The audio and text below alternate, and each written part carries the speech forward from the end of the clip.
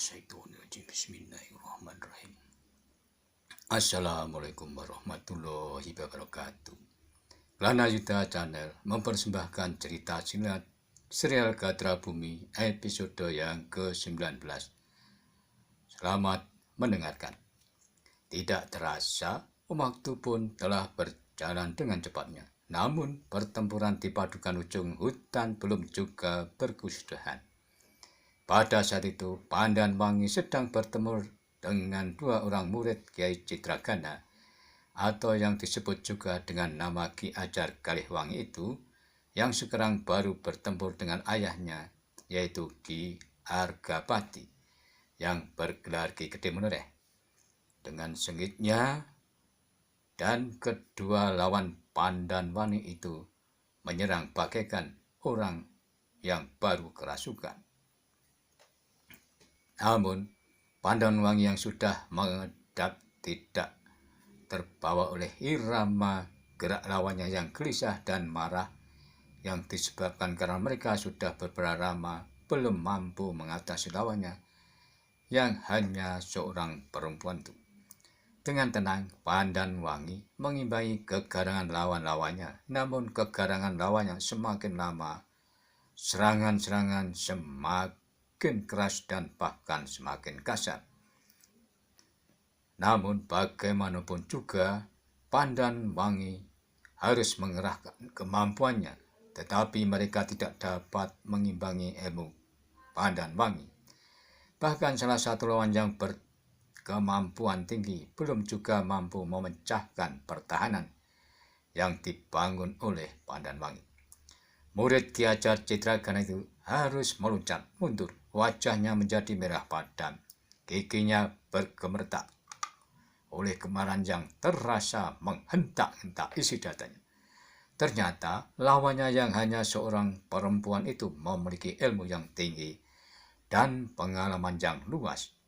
Unsur-unsur gerak Putri Argapati kadang-kadang sama sekali tidak diduganya, sehingga orang itu menjadi bingung karenanya. Dengan demikian, maka lawan pandang itu harus menerima segores luka yang terkorat di pundaknya. Kau terlalu sombong, perempuan tak tahu diri. Kau akan menyesali atas kesombongan ini.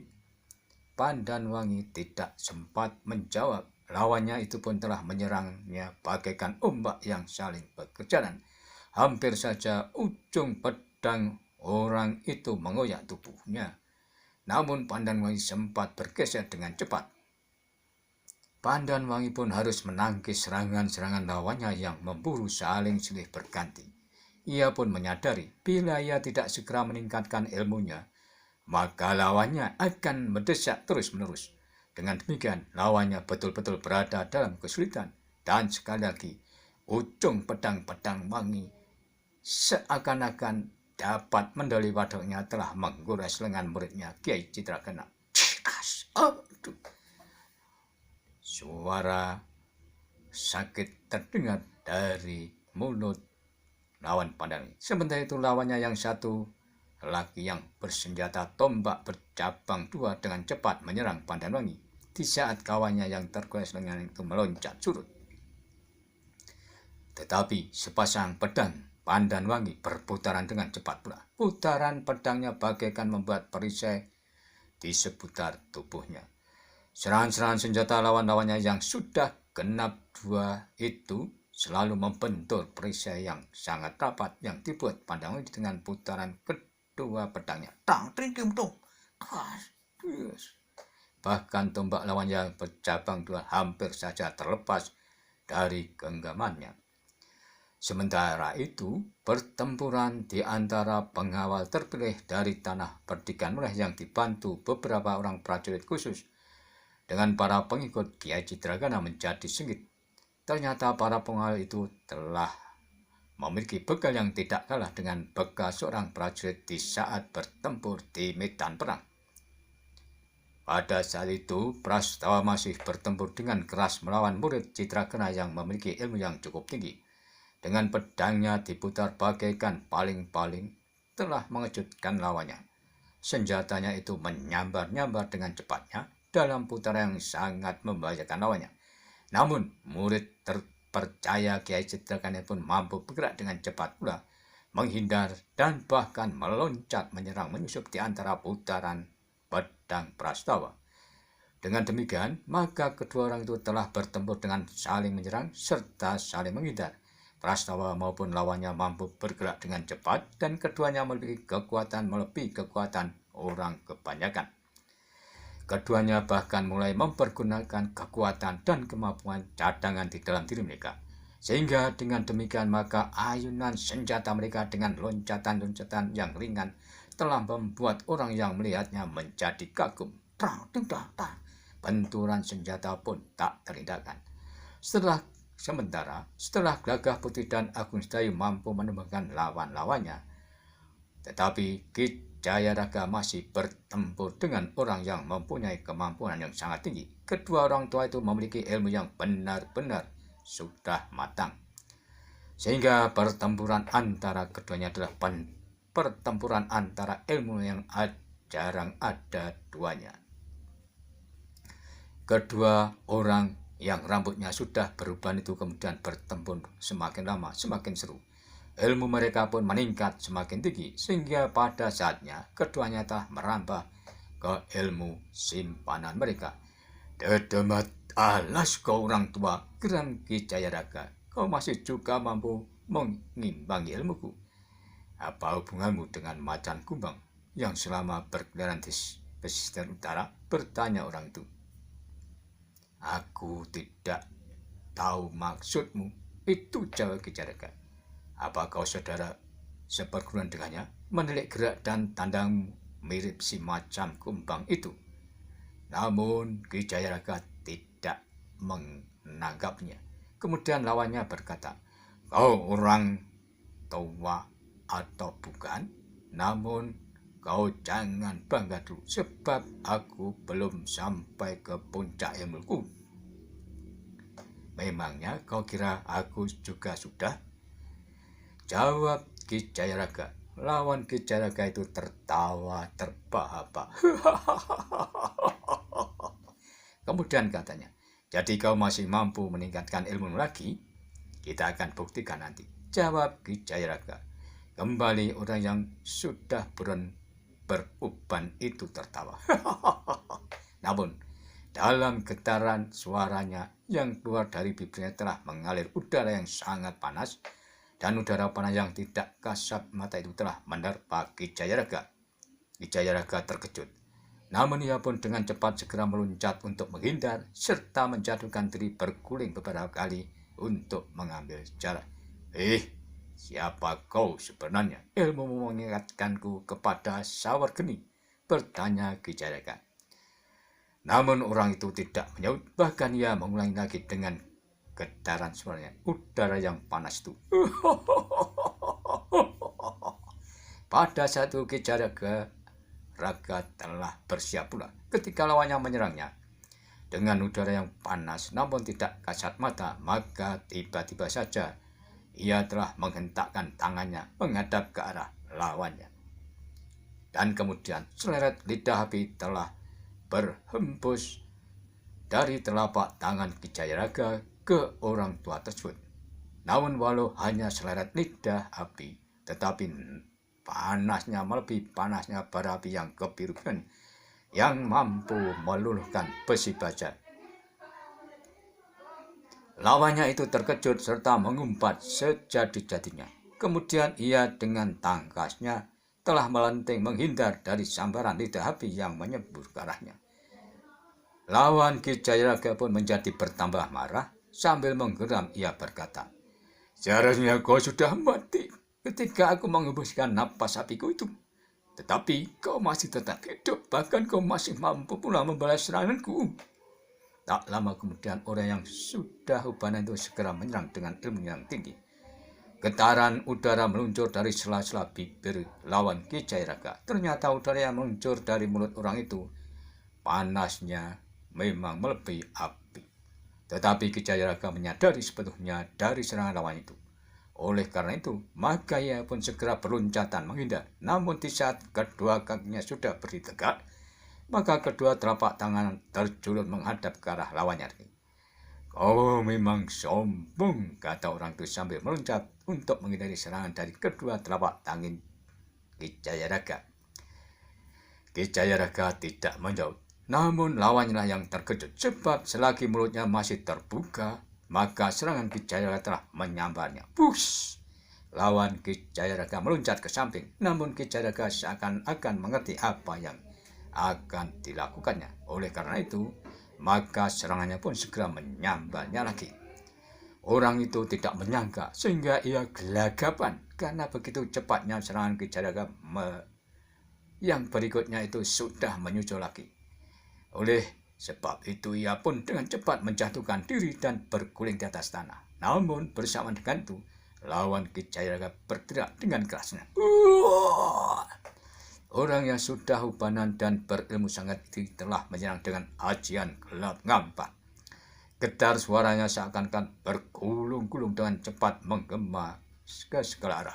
Tetapi terutama kesasaran yang dikehendaki oleh lawan Ki Jayaraga, sehingga Ki Jayaraga pun terkejut. Ia pun segera meloncat mengambil jarak beberapa langkah. Kemudian Ki Jayaraga telah berdiri tegak sambil meningkatkan daya tahan tubuhnya. Suara teriakan lawannya bagaikan menyusup ke pori-pori dan menekan sampai ke jantungnya. Sejenak Ki Jayaraga tertegun. Lawan Ki Jayaraga kemudian meloncat bangkit, namun suara teriaknya itu masih terdengar sehingga getaran udara masih saja mengandung pancaran ilmu orang yang sedang marah itu. Ki Jayaraga jantungnya bagaikan dirokok, apalagi ketika lawannya kemudian bangkit berdiri. Teriakan suaranya terasa semakin nusuk-nusuk dalam dadanya. Ia pun tidak dapat membiarkan keadaan itu berlarut-larut, sehingga ilmu yang gegiris itu tidak saja menyakiti jantung Ki Jayaraga, namun orang yang ada di halaman rumah Agung Sedayu juga ikut terguncang isi dadanya. Untungnya orang-orang yang ada di kediaman Ki Ronggo Agung Sedayu mampu mengatasi getaran yang menghentak-hentak jantung itu, termasuk Gatra Bumi dan Putut Yudoklana. Suara teriakan lawan Ki Jayaraga mampu berteriak terus tanpa berhenti sehingga serangan itu datang saling susul menusuk jantung.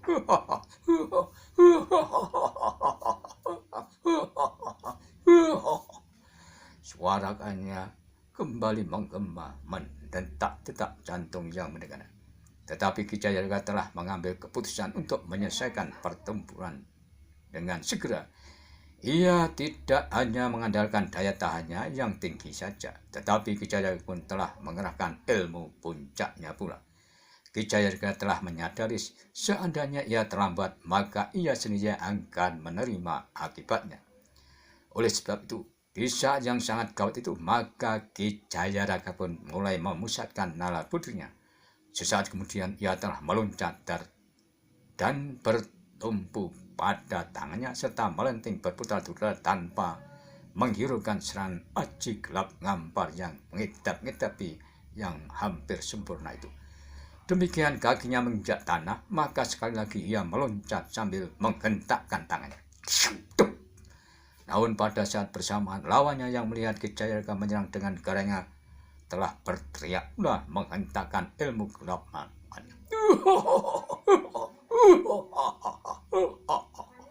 Ki Jayaraga rasa-rasanya dadanya bagaikan terbelah.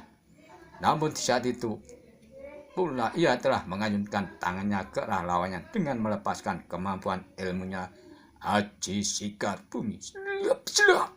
Satu benturan ilmu telah terjadi. Ki Jayaraga maupun lawannya telah menyerang dengan ilmu puncaknya. Jika dada Ki Jayaraga rasa-rasanya bagai terbelah, maka dada lawan terasa menjadi lumat. Ki Jayaraga telah terdorong beberapa langkah ke belakang, kemudian ia pun terjatuh pada lututnya. Ki Jayaraga dengan susah payah berusaha bertahan, namun ia pun tidak mampu lagi untuk bangkit sehingga ia jatuh terguling. Lagah Putih segera berlari menghampiri gurunya dan saat kemudian ia bersama Gatra Bumi mengangkat tubuh Ki Jayaraga dibawa masuk ke dalam rumah. Sementara itu, lawannya yang terkena kekuatan Aji Sigar Bumi, kepalanya membentur tanah dan terbaring diam untuk selamanya. Pada saat itu, Ki Jayaraga yang telah dibawa masuk dan dibaringkan di sebuah amben bambu, ia masih bernapas dengan pelan serta matanya masih bergerak-gerak, walaupun badannya seakan-akan menjadi tidak berdaya lagi. Tiba-tiba Ki Jayaraga berdesis, "Ambilkan obat di kantung ikat pinggangku, Gagah Putih." Sejenak Gagah Putih mematung, tapi Gatra Bumi yang ada di samping segera mengambil apa yang diperintahkan oleh Ki Jayaraga. Kemudian dengan bergegas, obat itu telah diambilnya. Saat kemudian Gatra Bumi telah memasukkan sebutir obat sebesar biji kapuk randu di sela-sela bibir Ki Jayaraga sambil meneteskan air kendi yang dingin sedikit demi sedikit.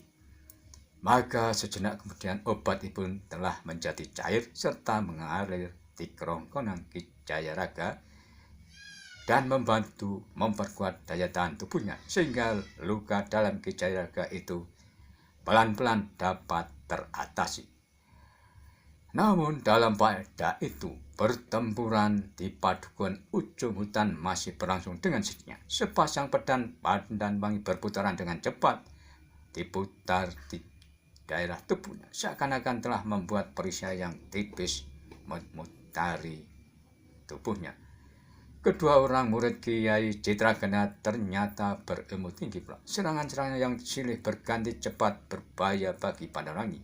Tetapi Pandanwangi mampu mengimbangi serangan kedua lawannya dengan serangan-serangan yang cepat pula. Di saat perhatian Pandanwangi tertuju pada salah satu lawannya, maka lawan yang satunya lagi selalu menggunakan waktu sebaik-baiknya.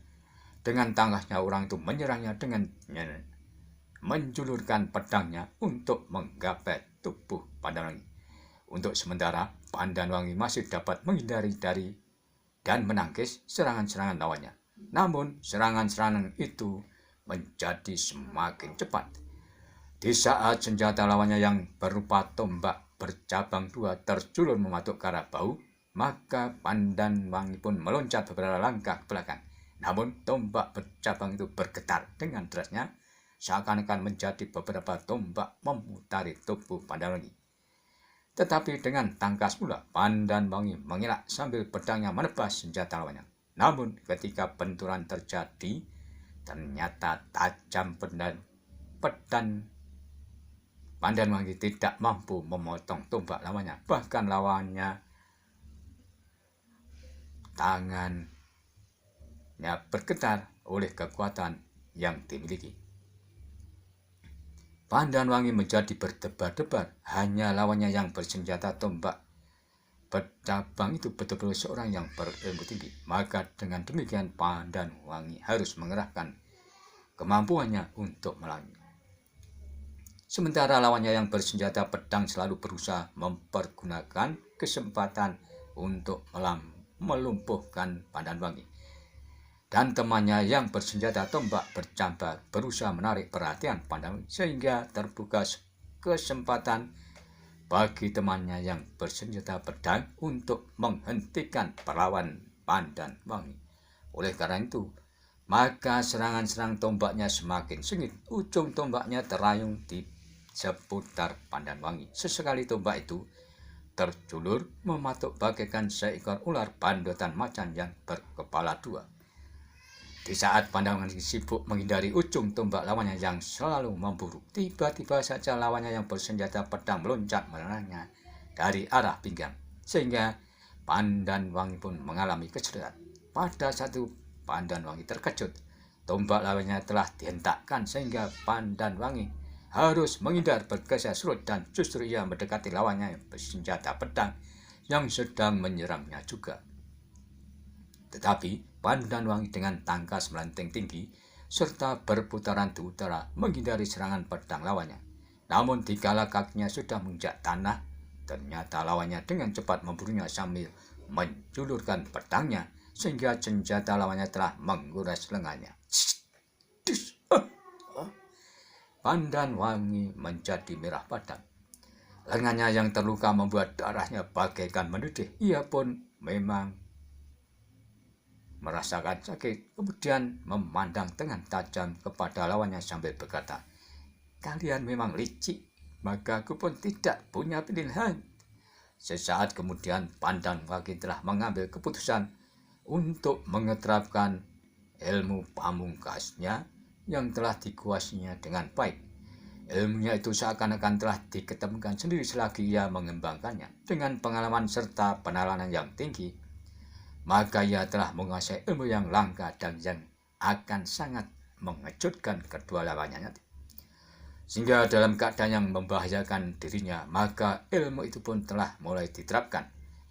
Dengan demikian pertempuran itu menjadi semakin sengit lagi.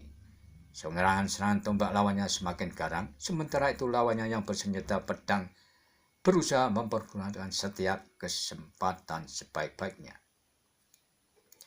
Orang yang bersenjata tombak itu pun terkejut ketika tiba-tiba saja kulitnya terasa terkules ujung pedang Pandan Wangi. Meskipun ia sudah berusaha menghindari dengan meloncat ke belakang. "Luar biasa perempuan ini," berkata orang itu dalam hatinya. Ternyata ia memiliki ilmu pedang yang langka dan hanya beberapa orang yang memiliki di zaman kerajaan Jipang dahulu. "Hei perempuan sombong, apa hubungan dengan Ki Sumangkar?" Namun Pandan Wangi tidak menjawabnya. Pada saat itu Pandan Wangi memang menjadi semakin garang dengan ilmunya itu. Dengan kecepatan geraknya telah membuat ujung-ujung pedang seolah-olah telah bergerak mendahului wujud kewadakannya. Lawannya yang memiliki pengalaman yang luas segera mengenali jenis ilmu yang dimiliki Pandan Wangi itu. Oleh sebab itu, maka ia pun telah meloncat ke belakang untuk mengambil jarak. Ia ingin memastikan apa benar penglihatannya tidak salah atas ilmu perempuan itu. Namun Pandan Wangi tidak memberikan kesempatan bagi lawannya.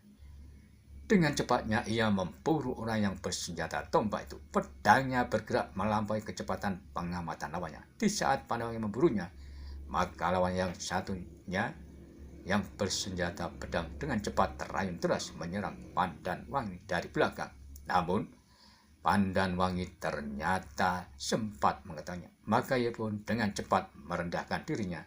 Senjata lawannya terayun sekilas di atas kepala Pandan Wangi. Tetapi pada saat yang sama, salah satu pedang Pandan Wangi terjulur lurus mengarah ke dada dan dengan satu hentakan kekuatan membuat lawannya itu terkejut. Sebab menurut penglihatannya, ujung pedang Pandan Wangi masih bergerak hanya berjarak sejengkal dari dadanya. Namun tiba-tiba saja ujung pedang itu telah menggapai dadanya. Lawannya yang bersenjata pedang itu meloncat jauh-jauh sambil memegangi dada yang terluka, dan darah pun telah mengalir dari lukanya yang menganga.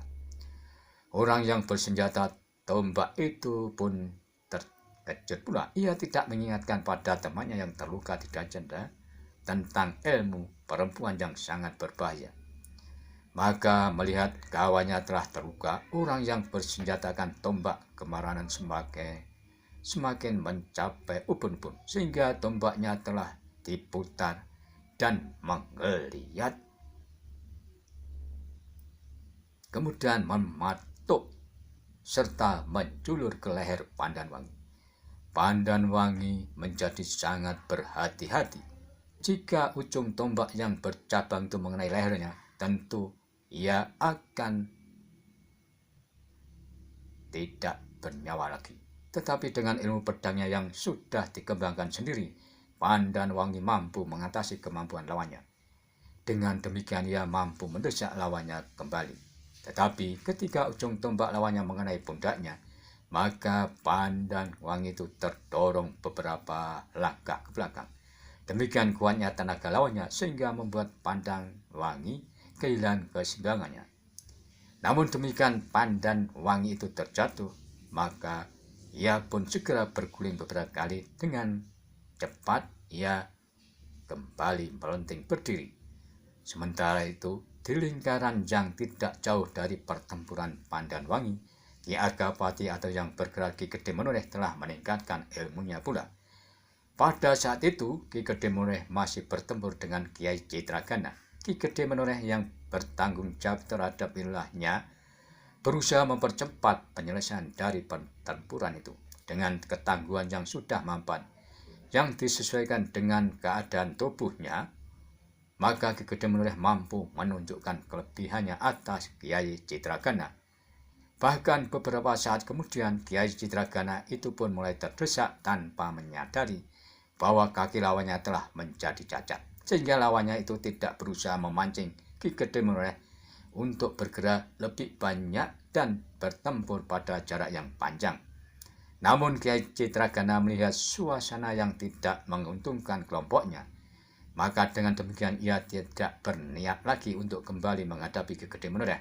Ia harus mencari jalan untuk menyelamatkan kelompoknya sehingga tidak tertumpas oleh pasukan khusus dan para pengawal terpilih tanah Perdikan Menoreh.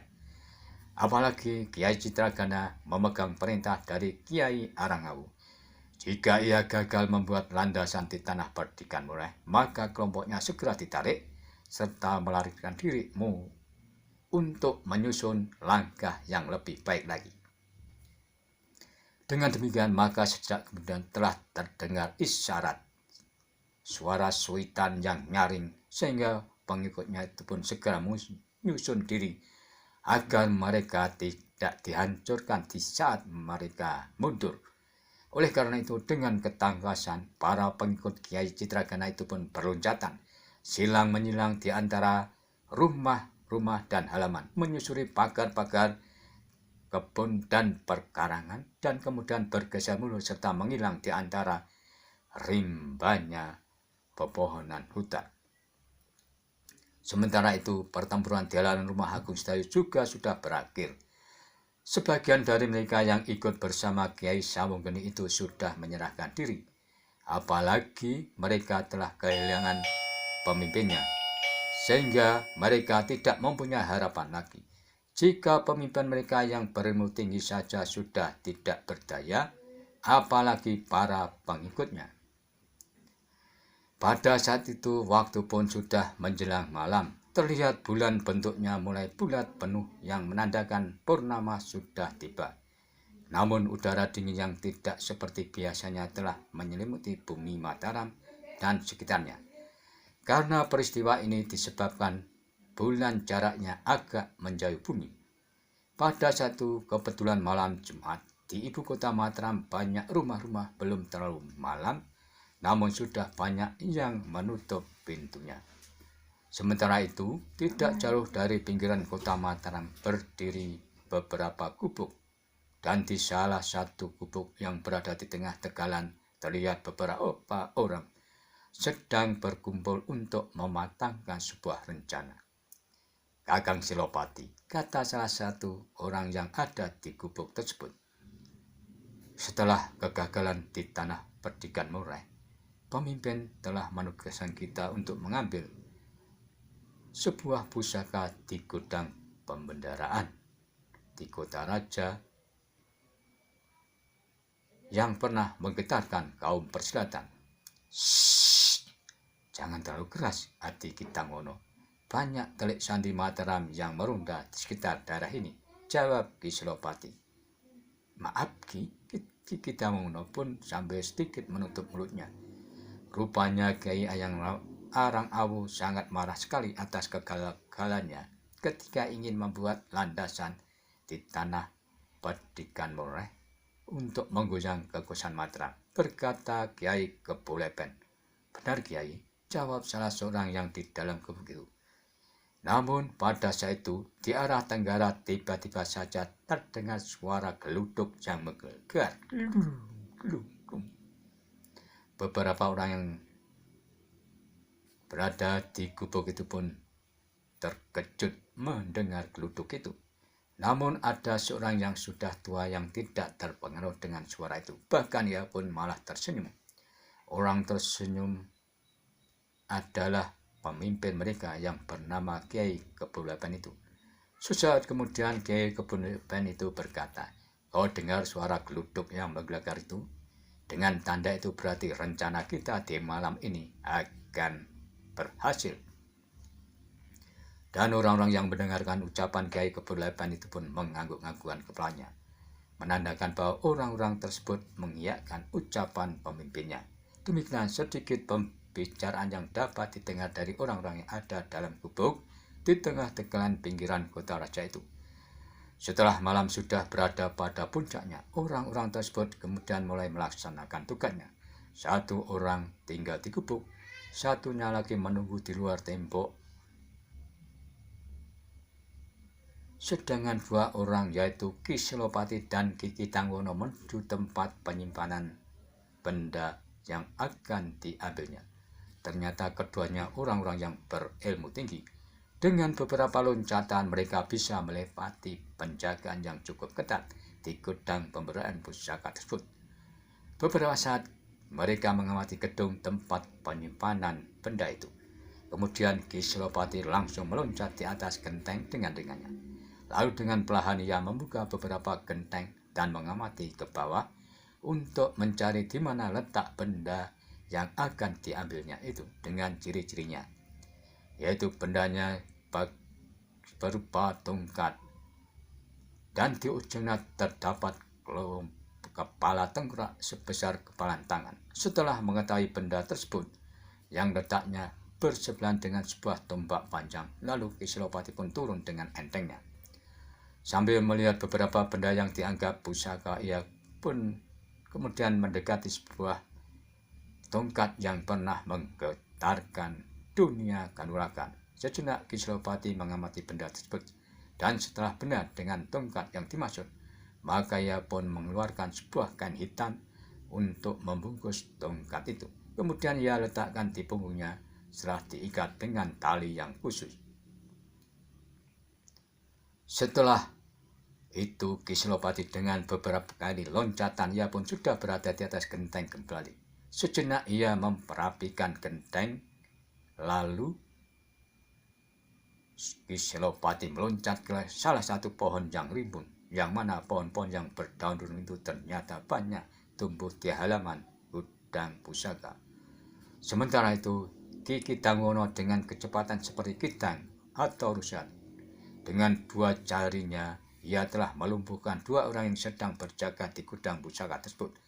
Dua orang berjaga itu pun tidak sempat berteriak karena tubuh mereka seakan-akan lemas, tidak berdaya terkena sentuhan jari yang tepat diurat di bawah ketiaknya.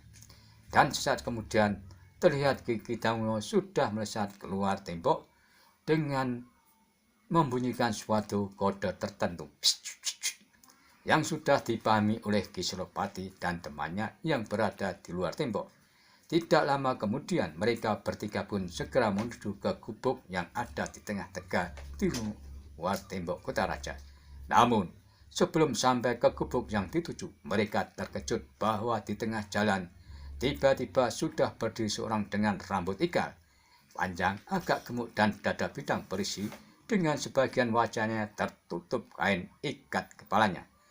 Dengan suara yang menggelegar, orang tersebut berkata, "Maaf Kisanak, malam-malam begini kalian keluyuran di pinggiran kota raja, sepertinya nyoloweti."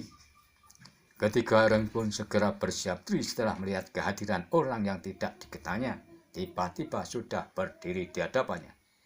Ki Tangwono lah yang kemudian bertanya, "Mengapa Kisanak telah menghalangi perjalanan kami?"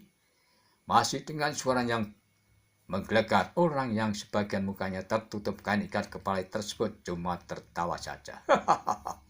Namun suaranya, tertawanya itu menggema di telinga, bahkan seakan-akan menggetarkan isi dada mereka. Mendengar suara seperti itu, maka Ki Selopati telah memperingatkan kepada temannya untuk berhati-hati. Ia pun bertanya, "Kalau ingatanku tidak salah, kita pernah bertemu Kisanak." "Apa benar Kisanak kita pernah bertemu?" bertanya orang yang baru datang. "Benar Kisanak." Ketika itu Kisanak dengan bersenjata cambuk serta sebagian wajah tertutup dengan ikat kepala sedang bertemu dengan Ki Damar. "Ingatanmu cukup tajam juga Kisanak. Lalu di mana orang yang bersenjata tombak hitam bergagang kayu damar itu sekarang?" bertanya orang yang bersenjata cambuk yang bertutup wajahnya itu. Tetapi Ki Tanggono yang menjawab. Namun jawabannya bukan dengan kata-kata, tetapi dengan sebuah tendangan yang terculur lurus mengarah lambung orang yang menghadangnya. Kisana terlalu banyak omong, katanya. Tendangannya begitu deras dan cepat sehingga hampir saja mengenai lambung orang tersebut. Tetapi orang yang agak gemuk itu menggeserkan kakinya ke samping, lalu salah satu sikunya menerima tendangan lawannya. Ki Tanggono tidak menyangka bahwa lawannya bisa menghindar dengan hanya bergeser kaki, bahkan mampu dengan cepat membalas serangan dengan siku tangannya. Sehingga ia pun terlambat menarik tendangannya, maka benturan tak terhindarkan lagi. Ki Tanggono harus meringis kesakitan, namun dengan cepatnya tangan kanannya dengan dua jari menyerang kedua dada lawannya. Orang berbadan agak gemuk juga terkejut dengan perubahan serangan lawannya yang begitu cepat pula. Tetapi ia pun sedikit terlambat menghindar, sehingga ia pun merasakan perih pada dadanya. Meskipun sempat mundur beberapa langkah, Ki Tanggono itu terkejut. Meskipun serangnya mampu mengenai lawannya, namun jarinya seakan seperti menusuk batu kali yang keras, sehingga ia pun harus beloncatan surut. Kemudian Ki Tanggono dengan cepat mendekati Ki Selopati. Lalu ia pun berbisik di telinga Ki Selopati. Entah apa yang dibisikkan. Ki Selopati kemudian melihat suasana di sekitarnya. Namun tidak beberapa lama, ia pun telah melompat dengan ringannya dengan membawa tongkat yang sudah dibungkus dengan kain untuk meninggal area pertempuran. Orang yang agak gemuk akan mengejar Ki Selopati, tetapi teman yang satunya yang berjaga di luar tembok kota raja tadi tiba-tiba sudah menyerang dengan pedangnya. Orang yang wajahnya sebagian tertutup ikat kepala secepat kilat telah menghindar serangan dengan meloncat ke samping. Sehingga di arena itu telah terjadi pertempuran yang sengit antara orang yang bersenjata pedang yang dibantu oleh Ki Tanggono dengan orang yang menghadangnya. Tidak terasa malam pun merambat dengan pelannya, namun suara lecutan cambuk telah menghiasi suara malam tersebut. Ternyata orang yang sebagian wajahnya tertutup dengan kain ikat kepala telah menggunakan senjata cambuknya. Dengan kecepatannya, Ki Tanggono menyerang orang yang bersenjata cambuk dengan mengelilingi lawannya seperti bayangan. Sementara temannya dengan pedang yang diputarnya bagaikan paling-paling dan kemudian terayun ke bagian tubuh lawannya. Namun orang bersenjata cambuk pun mengimbangi dengan senjatanya. Ujung cambuknya mengarah ke lawannya, mematuk bagaikan ular pandotan macan. Di atas bintang-bintang pun telah menghiasi langit, dan orang-orang yang sedang bertempur pun telah mulai mempergunakan kemampuannya masing-masing. Tetapi tiba-tiba suara tep terdengar di udara. Ternyata orang bersenjata cambuk itu telah menyendal pancing ujung cambuknya, dan bagaikan selera sinar putih ujung cambuk itu telah menghantam Ki Tanggono. Ki Tanggono pun terpental dan tersungkur sambil memegangi dada kanan. Setetes darah segar telah menetes di ujung bibirnya. Temannya yang bersenjata pedang terkejut. Ia pun tidak sempat menghindar, maka sebuah goresan yang memanjang telah menghiasi lengannya dan pedangnya pun terlepas dari genggamannya. Tetapi ia masih sempat mengambil beberapa buah pisau kecil dari ikat pinggangnya dan kemudian meluncur dengan derasnya ke lawannya. Bus. Namun dengan tangkahnya, orang bersenjata cambuk meloncat sambil memutar ujung cambuknya, dan pasir lawannya pun berjatuhan sehingga tidak mengenai dirinya. Tetapi di saat orang yang bersenjata cambuk masih sibuk dengan menangkis pasir-pasirnya, maka orang bersenjata pedang tadi dengan satu loncatan sudah berada di dekat Ki Tanggono. Kemudian ia menggendong tubuh Ki Tanggono untuk dibawa pergi menembus di gelapnya malam. Tidak lama kemudian orang yang bersenjata cambuk itu pun segera meninggalkan arena pertempuran menuju ke arah lawan-lawannya yang melarikan diri. Namun orang yang bersenjata cambuk itu tiba-tiba berhenti sejenak ketika telinganya mendengar sebuah kidung yang sedang dilantungkan oleh seorang. Dengan seksama ia pun mendengarkan suara kidung tersebut, namun suaranya tersebut ternyata tidak asing di telinganya. Ada sebuah kidung penolak bahaya yang memberi keselamatan dan kesembuhan, terbebas dari petaka. Jin dan setan pun tidak mendekat. Segala jenis sihir tidak berani. Perbuatan jahat guna-guna pun tidak mau mendekat. Api pun menjadi air. Tetapi semakin lama suara kidung itu pun semakin tidak terdengar lagi. Saat orang bercambuk itu pun tiba-tiba menundukkan kepalanya, seakan-akan ia meresapinya arti dari kidung tersebut. Namun, tidak lama kemudian orang yang bersenjata cambuk itu telah melesat dengan cepatnya ke arah lawannya yang pergi tadi. Bersamaan perginya orang bercambuk, maka di ujung sebelah timur ternyata Lintang Panjerino sudah menampakkan dirinya dengan senyumannya yang seakan-akan memberi tanda bahwa waktu pun akan berganti pagi. Sehingga fajar pun sedikit demi sedikit mulai menyising di ufuk timur. Demikianlah episode 19 dari serial Gatra Bumi bab 2. Nantikanlah episode selanjutnya. Terima kasih, sampai jumpa.